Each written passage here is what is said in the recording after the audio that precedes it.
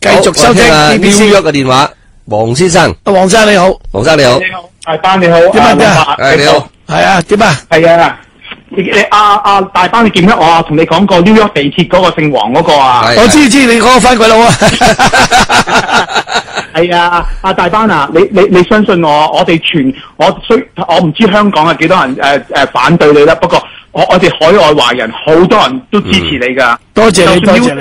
New York 咧，就算即係唔係好多香港人，好多大雲住呢度。不過我聽到有啲大陸人因為聽你哋節目都有支持你㗎。我講俾你聽，你唔好咁灰心啊！你唔好俾頭先。我對香港灰心啫。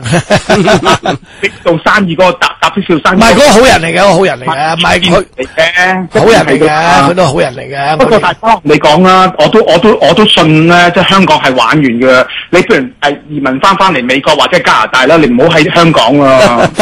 我你話出樓轉內銷啊？你知唔知我因為選立法會放棄咗加拿大國籍噶啦，居留權都冇埋噶啦。我由頭申請嘅，而家好難嘅，而家又冇退休啦。我而家年紀係大，又冇得申請退休移民，而家又冇埋投資移民。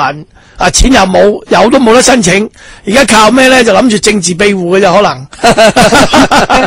叫咩？你兩個我都好中意，咁點算咧？萬一香港真係淪陷咗，即係唔俾成日又唔想要簽證，大陸人全部嚟晒，搞到成個特區，咁香港點算咧？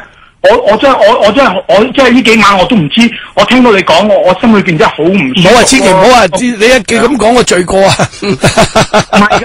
同埋我講緊大班，雖然我個人喺 New York 啫，但係咧我屋企人咧，我爹哋媽咪啊，我哥啊，我阿嫂全部都係香港嘅。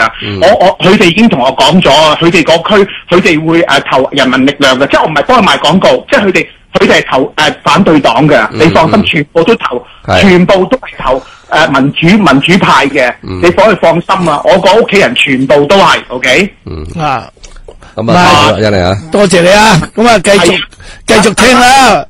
有啲正能量先得噶，唔好聽我噏啊！我唔係幾好噶，我人老咧，有時受唔到壓力咧，自然就灰噶啦。多謝你啊！